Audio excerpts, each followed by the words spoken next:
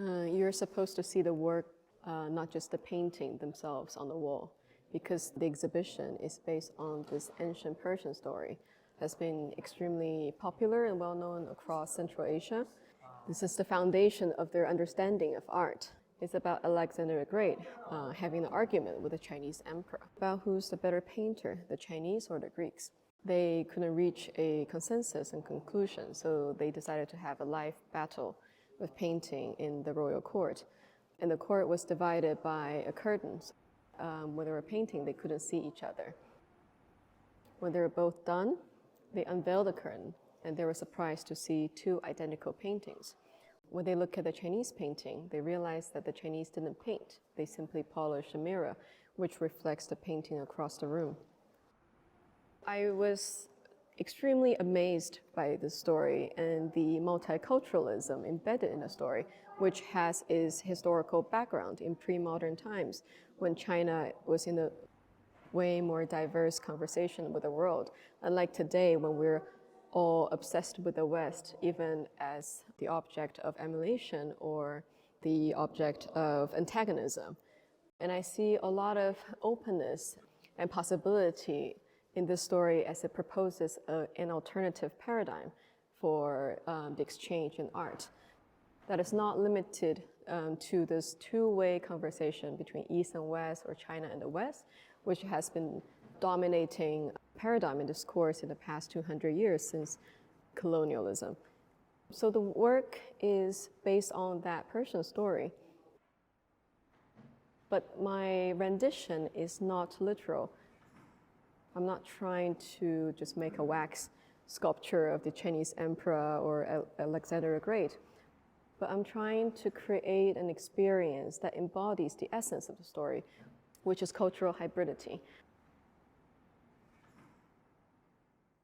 There's also a series of paintings called the Unending Rose in the exhibition. Only the rose in literature is meaningful. If the rose is the construct of language, then the remaking of rose is possible through the deconstruction of language, and similarly through the deconstruction of the visual language. So the series of painting The Unending Rose is my understanding or my attempt to portray a rose that is me through the deconstruction of the image of the rose by reconfiguring it. The rose is fragmented. My paintings should be looked at as books at the same time, because the book medium is extremely important to me in the sense that it is this very universal medium, can be found in all over the world, but at the same time within this uniform medium you see an infinite diversity, and that is manifested in how a page is constructed and where you place the border, and if the border is ornamented, and the elements or the motifs used for the ornamentation. All of these things show us the uniqueness, the peculiarity of cultural perception in terms of how a culture contains, organizes, and presents information, both textual and visual. And across the room, you will see 5 pairs of drawings, which are hung on the kind of wall mount I designed. Creates this kind of like hovering book quality. I want to remind people that these images come from books.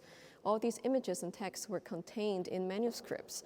They are not supposed to be just taken apart and put on the wall. They're supposed to be read and understood in relation to the cultural and religious and spiritual context that gave birth to them.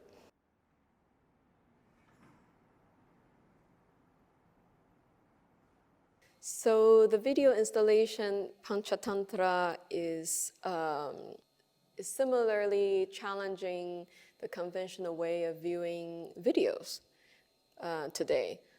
And again, it's going back to my fascination with the idea of the book. So I've been thinking about how to incorporate new media, say the digital, with the old media. I place like the kind of Indian khadi handmade paper on the book stand. The projector is anchored on the ceiling, and it projects the image onto the paper directly. And interestingly, the combination of these materials in this format transforms the pixel into the grain of paper. So it is like literally reading a book rather than watching a digital video. And in this way, one can experience a kind of synesthetic understanding of moving and still images along with the text next to it. And at the same time, I want to remind people the physical experience of reading. So you're not supposed to just sit, but you actually kneel down and surrender to a book that is supposed to be sacred and to worship knowledge and culture that has been lost.